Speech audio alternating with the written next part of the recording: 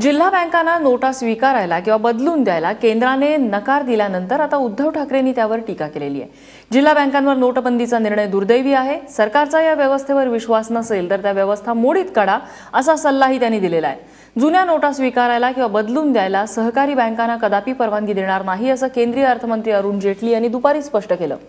जिल्हा बँकांना नोटा बदलण्याची परवानगी द्यावी अशी मागणी मुख्यमंत्र्यांनी अरुण जेटली यांच्याकडे केली होती।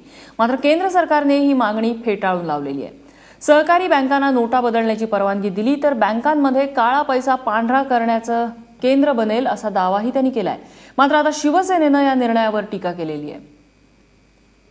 हा निर्णय दुर्दैवी आहे आणि ग्रामीण अर्थव्यवस्था आहे। आज शेतकऱ्यांना ज्या पैशाची अपेक्षा नाही म्हणत आवश्यकता आहे ती मग कोण देणार? जिल्हा बँक याच्यावरती विश्वास नसेल तर मग काहीतरी करा, ती मग संपूर्ण व्यवस्था तरी मोडून काढा, त्याला काहीतरी पर्याय द्या। नाहीतर आत्ता ताबडतोबीने जी शेतकऱ्यांची निकड आहे ती भागवण्यासाठी त्यांना ती जी काय रोख काय ते नोटा स्वीकारण्याची वगैरे जी काही बंदी घातली ती बंदी ही बरोबर नाहीये।